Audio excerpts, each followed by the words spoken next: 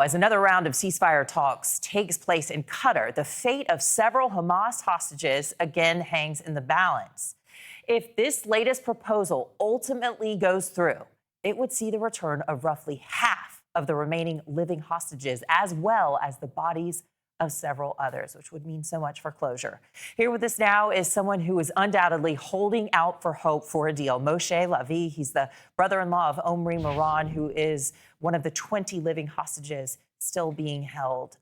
Thank you so much. It's great to see you again. I know this is a very important day for you. It's been nearly 2 years since Omri was taken from you and your family at gunpoint. Remind us of the evils of Hamas and how much it would mean to you to finally have him freed as part of a ceasefire agreement. Thank you so much for having me. I first want to send my condolences to all the Texan viewers who suffered through the tragedy over the past few days. For us, a different kind of tragedy. On October the 7th, Hamas invaded Kibbutz Nachaloz, where Omri and my sister Lishai lived peacefully with my two nieces, Roni and Alma. They held them captive for hours, abused them, and eventually kidnapped Omri to the Gaza Strip. Luckily, my sister and nieces survived and were rescued by the IDF, but Omri was already taken by then. Ever since, we've been advocating for him, for all their hostages. There are 50 remaining hostages for us, whether they are alive or believed to be deceased. We are fighting for them so that families will have reunions and closures. And we hope that the current round of negotiations will yield a deal that will see the end of the war and the release of all the hostages.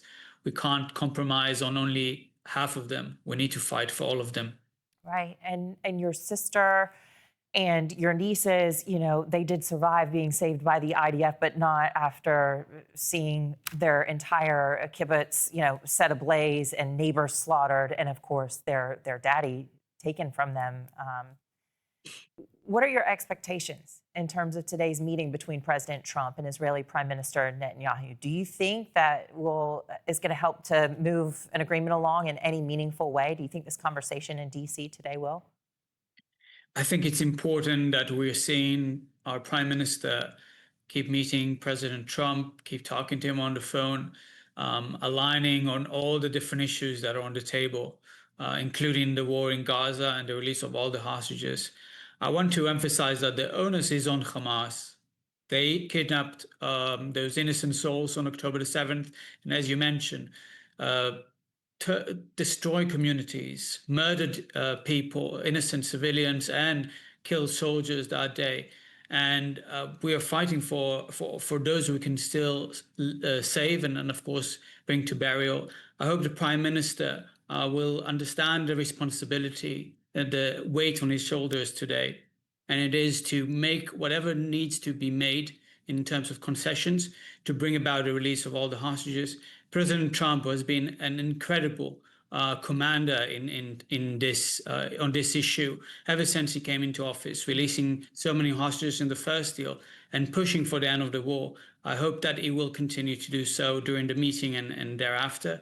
Yeah. And we are optimistic that it will happen, but we have to keep fighting for it and advocating for Omri and all the rest. Yeah, you can tell this is a real priority for the president. And Idon Alexander, just last week, one of the last hostages that was just released by Hamas, the American-Israeli, was able to go to the White House there. And so you're absolutely right about that. I want to quickly, we don't have much time left, but you wrote a piece in Newsweek, a message to progressive America. What is your message to progressive America?